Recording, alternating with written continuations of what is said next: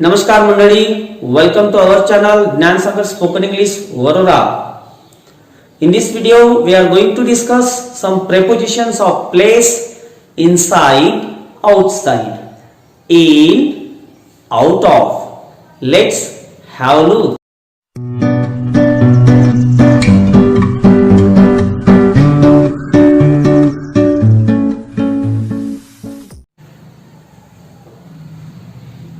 चला तर शिकूया इनसाइड, आउटसाइड. इनसाइडचा अर्थ होत असतो गण्या, आतील भागामध्ये किंवा भागात, आतील भागामध्ये, आतील भागात. ओके.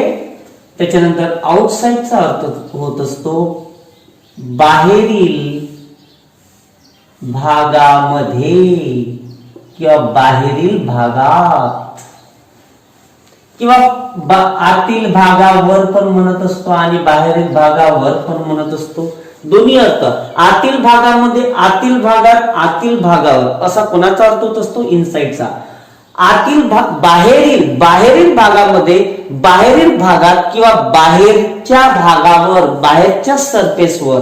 ओके. तेव्हा आउटसाइड यूज करतो. दोन्ही मीनिंग मध्ये अपोजिट आहे. ओके. दुसरी गोष्ट, इनसाइड आणि आउटसाइड वापरत असताना एक स्ट्रक्चर येत असतो, एक आकृती येत असते डोक्यामध्ये. आता आकृती कोणती ते आपण लक्षात घेऊ with the help of example. त्याच्यानंतर in, opposite, out of. In, opposite, out of. In कधी वापरायचं आणि आउट ऑफ कधी वापरायचं. इन आणि इनसाइड मधला फरक सुद्धा तुम्हाला या व्हिडिओ मध्ये कळणार आहे. तर लक्षात ठेवायचं, इनचा अर्थ होत असतो मध्ये, आत. ओके. आणि आउट ऑफचा अर्थ होत असतो बाहेर. ओके. तर इनसाइड, आउटसाइड, इन आणि out of with the help of example आपण समजून घेऊ पटापट, चटाचट.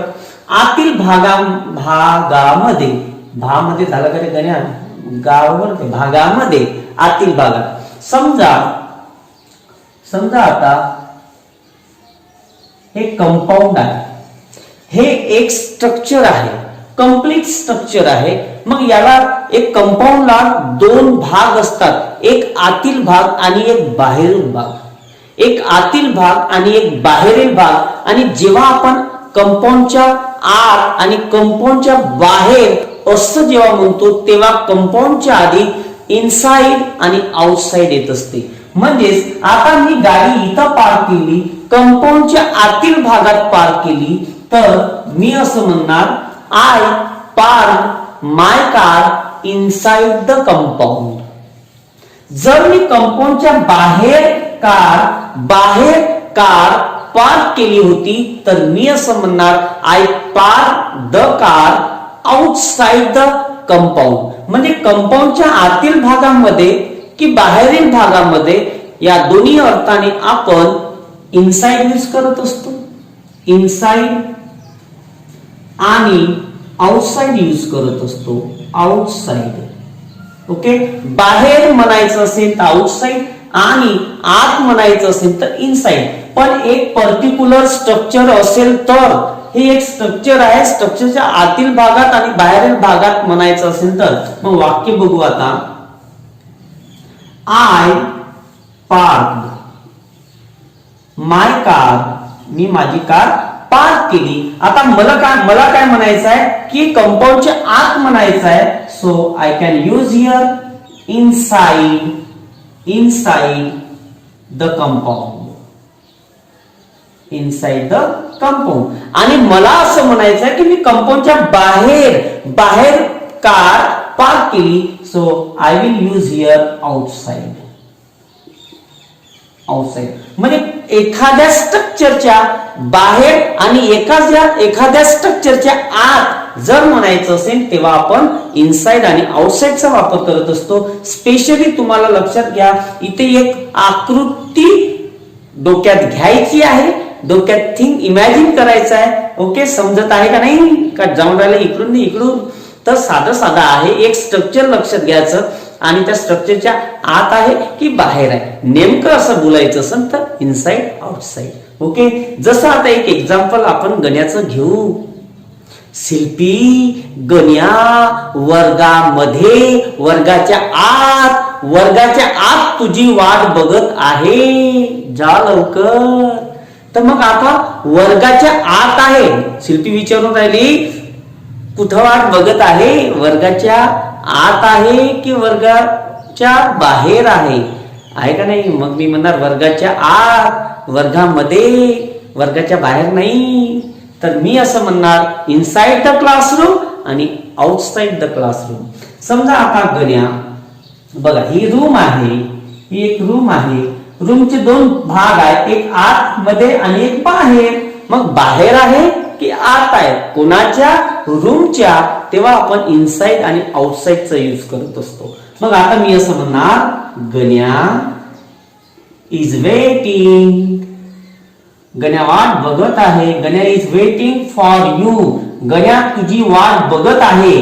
कुठं आहे, क्लासरूमच्या आत आहे की क्लासरूमच्या बाहेर आहे. मग क्लासरूम हे एक स्ट्रक्चर झालं, एक आकृती झाली आणि त्या आकृतीच्या आतमध्ये आहे की बाहेर आहे.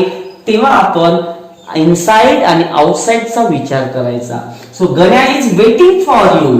आता मला म्हणायचं आहे की क्लासरूमच्या आत, inside the classroom, inside the classroom. आणि क्लासरूम बाहेर, वर्गात बाहेर वाट बघत आहे, तर मी असं यूज करणार आउटसाइड, आउटसाइड द क्लासरूम असं यूज करणार. ओके, म्हणजे इनसाइड आणि आउटसाइड तेव्हा वापरायचं जेव्हा एखादं स्ट्रक्चर असते, स्ट्रक्चरच्या आत आणि स्ट्रक्चरच्या बाहेर जर म्हणायचं असेल तर तेव्हा इनसाइड आणि आउटसाइडचा वापर करायचा.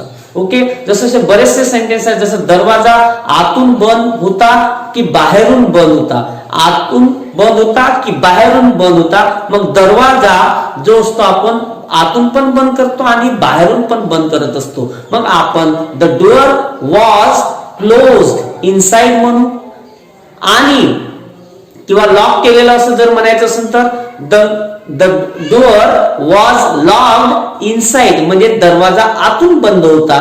जर मला असं म्हणायचं का बाहेरून बंद होता, so I can say the door was locked outside. मग आपण आतल्या भागातून लॉक करतो आणि बाहेरील भागातून. मग ते एक स्ट्रक्चर असते, स्ट्रक्चरच्या आतल्या भागातून म्हणायचं असेल तर इनसाइड वापरू शकतो, आणि बाहेरील भागातून म्हणायचं असेल तर आपण आउटसाइड वापरत असतो. ठीक आहे, तर अशा प्रकारे इनसाइड आउटसाइड लक्षात ठेवायचं. ओके, जसं एखादी बॉटल असते बघा, बॉटलला दोन भाग असतात, एक आतला भाग आणि एक बाहेरील भाग. मग आपल्याला जर असं म्हणायचं आहे की बॉटलच्या आतल्या भागातून एक लेबल होता, तर असं म्हणणार देअर वॉज अ लेबल, किंवा आहे म्हणायचं असेल तर there is a label inside the bottle. बॉटलच्या आतील भागातून एक लेबल आहे, म्हणजे आतून राहणार. ओके, आणि जर बाहेरील सरफेसवर किंवा बाहेरील भागावर म्हणायचं असेल तर मी असं म्हणणार there is a label outside the bottle. Outside the bottle म्हणू शकतो किंवा ऑन द बॉटल पण म्हणू शकतो आपण. तर बाहेरील भागात आणि आतील भागात या अर्थाने आपण इनसाइड आणि आउटसाइड या प्रिपोजिशन ऑफ प्लेसचा वापर करत असतो. I hope you understood. दुसरा आता डिफरन्स आपण घेऊ इन आणि आउट ऑफ. ओके, इनचा अर्थ होत असतो मध्ये किंवा आत, आणि आउट ऑफचा अर्थ होत असतो बाहेर. जसं मी आज शहरामध्ये नाही, मी आज बाहेर आहे, इथं कोणतंही स्ट्रक्चर येत नाही. शहरामध्ये असाल तर इन म्हणा, I am in the city.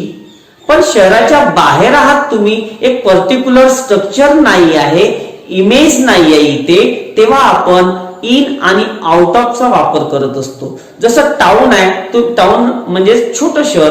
जर तुम्ही टाउन मध्ये असाल तर आपण इन म्हणत असतो. मी नागपूरमध्ये आहे तर मी असं म्हणणार आय एम इन नागपूर. पण मी नागपूरच्या बाहेर आहे म्हणजे दुसऱ्या गावला आहे, अशा अर्थाने तुम्ही आउट ऑफ नागपूर म्हणू शकता. Okay, so let's have example.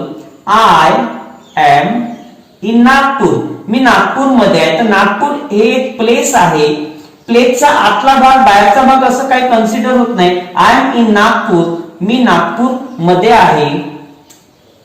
Okay, I am in Nagpur. मग आता मी नागपूरच्या बाहेर आहो असं जर म्हणायचं असेल तर मी असं म्हणणार I am out of Nagpur. Okay, दुसरं एखादं एक्झाम्पल घेऊ. मी शहरामध्ये आहे, so I can say here, तो शहरामध्ये आहे. He is in the city, तो सिटी मध्ये आहे, शहरामध्येच आहे, कुठं बाहेर गावला वगैरे काही गेला नाही बा असं अर्थ होत असते. आणि तो सिटीच्या बाहेर आहे म्हणजे तो बाहेर गावला गेलेला आहे, तर आपण असं म्हणणार he is out of the city. तो सिटीच्या बाहेर आहे म्हणजेच नेमका अर्थ तो बाहेर गावला गेलेला आहे असा होत असते. जर शहरामध्ये असेल तर आपण म्हणू he is in the city, तो शहरामध्ये आहे आणि तो सिटीच्या बाहेर आहे म्हणजेच तो बाहेर गावला गेलेला आहे, तर आपण म्हणू he is out of the city. So that's all about inside, outside, in, out of.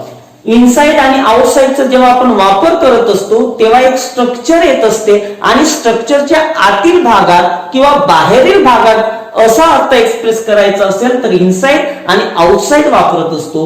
त्याच्यानंतर जर स्ट्रक्चर जर नसेल, इमेज नसेल, तर आपण तिथे मात्र इन आणि आउट ऑफ या प्रेपोजिशन ऑफ प्लेसचा वापर करत असतो. धन्यवाद. Thank you so much.